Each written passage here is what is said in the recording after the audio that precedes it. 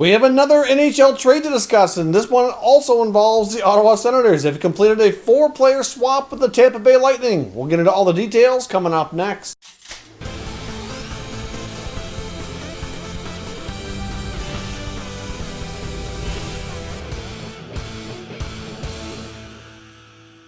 So welcome back to another video here, Top Shelf Hockey. Now, as I mentioned, we have another trade. This one's a little bit more significant than the last. More players involved. We get a 4-player swap between the Sens and the Lightning. And the Lightning, again, will do some work here to kind of help themselves out of their salary cap situation. So now with these extra moves, I would suspect we probably won't see any more deals out of Tampa. Now, the Tampa Bay Lightning have traded forward Cedric Paquette and defenseman Braden Coburn to the Ottawa Senators for a couple of contracts of players who are not even likely going to play this year. And that's forward Marian Gaborik, who's been on LTIR for quite some time, and goaltender Anders Nilsson, who's also expected to be on long-term injury reserve. He's been battling some post-concussion injuries for some time. Reports are out of Sweden that he really hasn't progressed a whole lot, and many suspected he would not play this year, which was also a big part of the reason why the Senators had previously acquired Matt Murray around the time of the NHL draft. So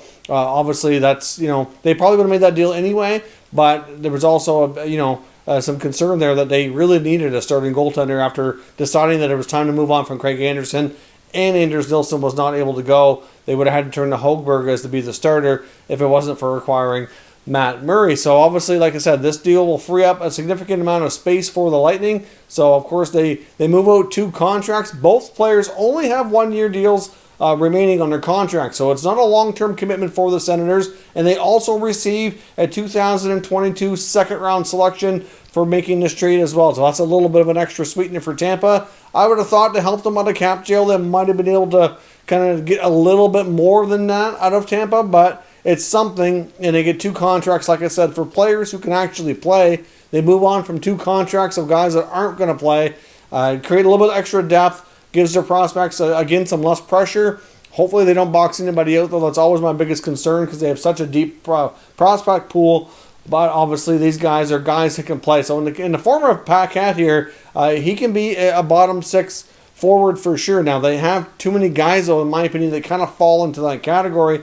Would not be surprised, though, if the Senators do make subsequent move. After they made the other trade earlier today for Derek Stepan, as I mentioned in that video, I think I said that more moves were likely coming, and this kind of adds more fuel to that. This was not kind of the deal I was suspecting, but still, they have way too many forwards now. I can't imagine they're going to want to have all of their prospects not play a regular role. Obviously, they signed Timmy Stützle earlier as well, and he's going to get a roster spot coming out of the 2020 draft with such a high profile. But still, this is a case here where you got Braden Coburn would have had to waive his no-trade clause as well. So obviously it appears as though from the information we have that was actually completed. So Braden Coburn goes to Ottawa along with Paquette. Paquette's making $1.65 million and Coburn's making $1.7. So that's a little bit over $3 million that the Lightning move on to the Senators. And Anders Nilsson's making $2.6 million and Gaborik's making $4.8. So that's a lot of money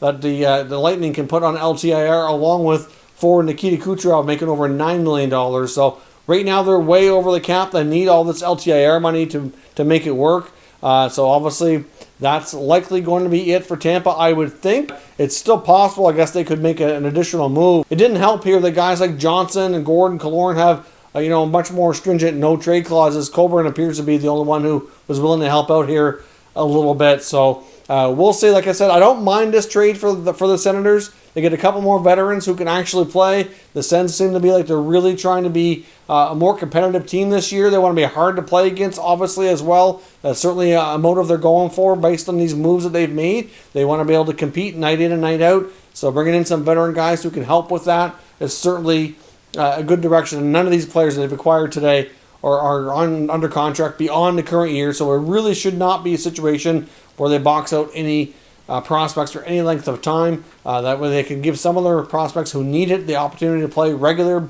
meaningful minutes in the American League.